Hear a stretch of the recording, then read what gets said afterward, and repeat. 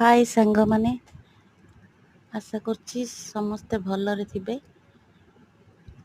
ଆଜି ଆମ ଘରକୁ ରୋହି ମାଛ ଆସିଥିଲା। ରୋହି ମାଛ ତ ମୁଁ ସେ ରୋହି ମାଛକୁ ଧୁଆଧୁଇ କରିକି ସଫା କରିଦେଉଛି। ଆଉ ରୋହି ମାଛର ଆଜି ଗୋଟେ ମୁଁ ଝୋଳ ବନେଇବି। ଦେଖନ୍ତୁ, ଫାଷ୍ଟ ଆମେ ହଳଦୀ ଗୁଣ୍ଡ ଲୁଣ ପକେଇକି ମାଛକୁ ଚାଉଳ ଚୂନା ପକେଇକି ଗୋଳା ଗୋଳି କରିଦେବା। ଭଲସେ ସେଇଟା ଗୋଳେଇ ଦେବା। ତାପରେ ଦେଖନ୍ତୁ ଏଠି ମାଛ କେମିତି ଆଁ କରୁଛି।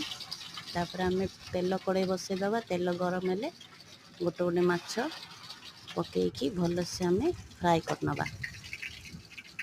ଦେଖନ୍ତୁ ଏବେ ଆମର ମାଛ ଫ୍ରାଏ ହେଇସାରିଲାଣି। ଗୋଟେ ପ୍ଲେଟ୍କୁ କାଢ଼ିଦେବା।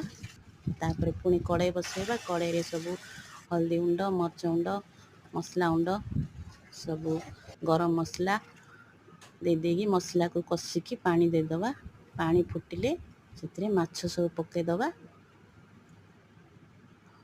ତାପରେ ସେଇଟାକୁ ଆମେ ଫୁଟିବାକୁ ଛାଡ଼ିବା, ଘୋଡ଼େଇ ଦେବା।